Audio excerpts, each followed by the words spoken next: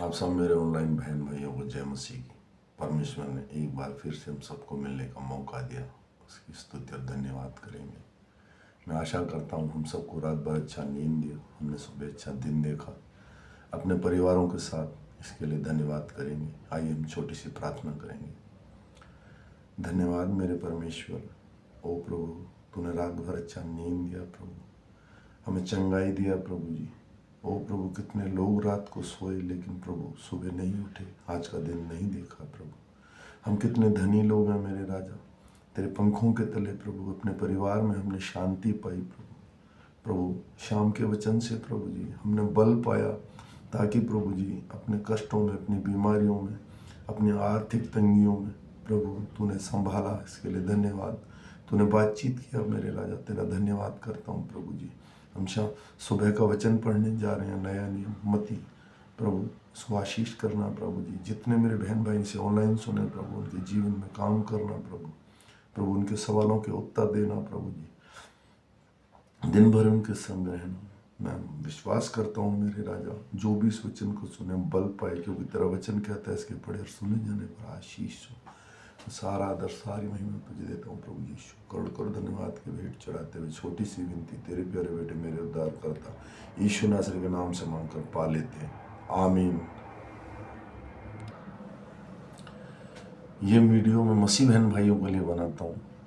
अगर और कोई मेरा बहन भाई से सुनना चाहता है तो साधारण आमंत्रित है। अगर मैं परमेश्वर को, जीवित परमेश्वर को जानना चाहता है, अन्यथा मसीह लोगों के लिए, ताकि मेरे बहन भाई बाइबल पढ़ सकें, क्योंकि परमेश्वर का आना बहुत ही निकट है।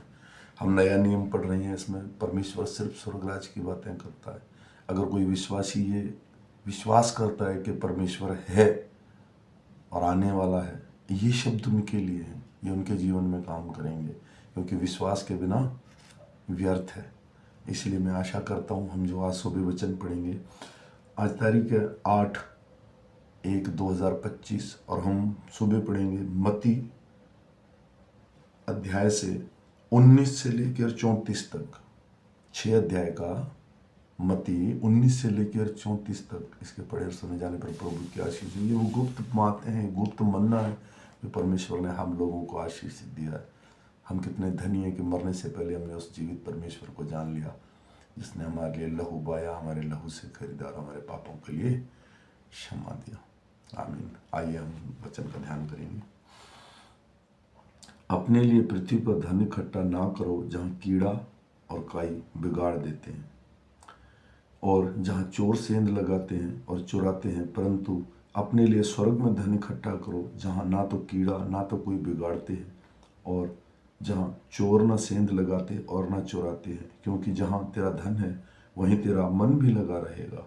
शरीर का दिया आँख है, इसलिए यदि तेरी आँख निर्मल हो तो तेरा सारा शरीर भी उजला होगा, परंतु यदि तेरी आँख बुरी हो तो तेरा सारा शरीर भी अंधियारा होगा। इस कारण वह उज्याला जो तुझ में है, यदि अंधकार हो जाए तो अंधकार कैसा बड़ा होगा। कोई मनुष्य 2 स्वामियों की सेवा नहीं कर सकता, क्योंकि वह एक से बैर और दूसरे से प्रेम रखेगा, या एक से मेल मिला रहेगा, दूसरे को तुच्छ जानेगा। तुम परमेश्वर और धन दोनों की सेवा नहीं कर सकते। इसलिए मैं तुमसे कहता हूँ कि अपने प्राण के लिए यह चिंता ना करना कि हम क्या खाएंगे और क्या पिएंगे, और ना अपने शरीर के लिए क्या पहनेंगे। क्या प्राण भोजन से और शरीर वस्त्र से ढका बढ़कर नहीं? आकाश के पक्षियों को देखो, वे ना तो बोते हैं और ना काटते हैं और ना खत्तों में बटोरते हैं, फिर भी तुम्हारा स्वर्गीय पिता उनको खिलाता है। क्या तुम उनसे अधिक मूल्य नहीं रखते? तुम में कौन है जो चिंता करके अपनी आयु एक घड़ी भी बढ़ा सकता है? और वस्त्र के लिए क्यों चिंता करते हो? जंगली शोषणों पर ध्यान करो कि वे कैसे बढ़ते हैं।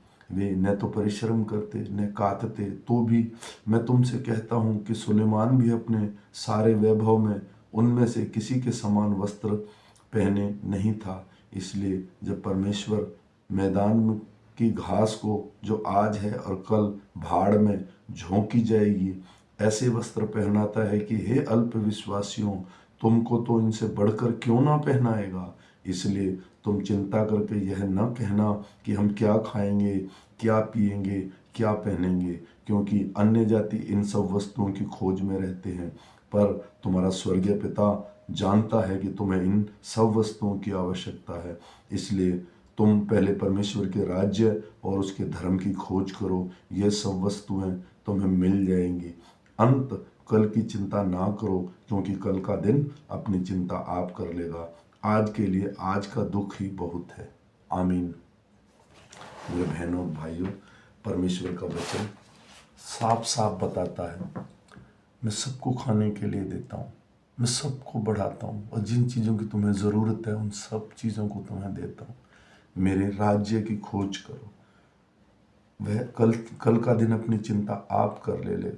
यहाँ 32 में लिखा है, अन्य जाति 6:32 में, मत्ती 6:32 में लिखा है, क्योंकि अन्य जातियाँ इन सब वस्तुओं की खोज में रहते हैं, पर तुम्हारा स्वर्गीय पिता जानता है कि तुम्हें किन वस्तुओं की आवश्यकता है।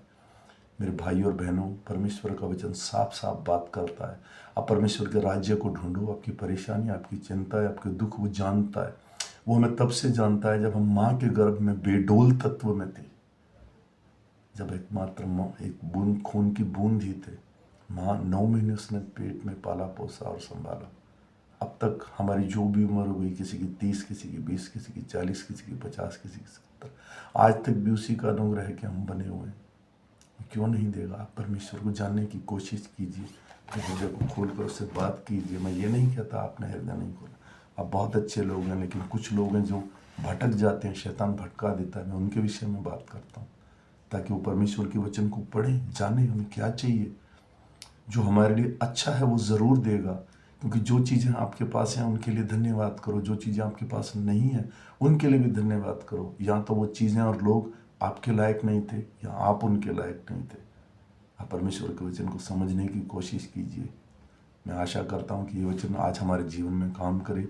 शाम को फिर मिलेंगे शाम के वचन के साथ। तब तक सबको, मेरे ऑनलाइन बहन भाइयों को, जय मसीह।